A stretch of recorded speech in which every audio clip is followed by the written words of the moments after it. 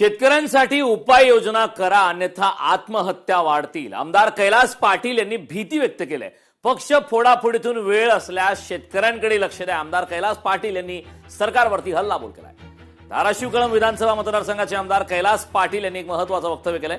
शेतकऱ्यांसाठी उपाययोजना करा अन्यथा आत्महत्या वाढतील. आमदार कैलास पाटील यांनी ही भीती व्यक्त केली आहे. याच दरम्यान पक्ष फोडाफोडीतून जर वेळ मिळाला असेल तर शेतकऱ्यांकडे सुद्धा लक्ष द्या असा टोला आमदार कैलास पाटील यांनी लगावला.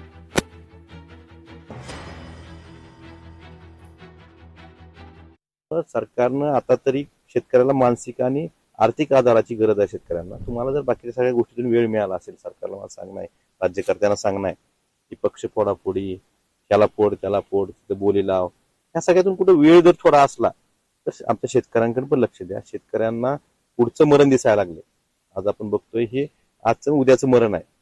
त्याच्याकडे सरकारनं गांभीर्याने बघावं आणि शेतकऱ्यांना काही दिलासा देता येईल का याच्या उपाययोजना आतापासून चालू कराव्यात. नाहीतर शेतकरी आत्महत्या वाढतील. दुर्दैवाने तसं नको व्हायला, पण शेतकऱ्यांना मानसिक आणि आर्थिक आधार देणं सरकारचं कर्तव्य आहे.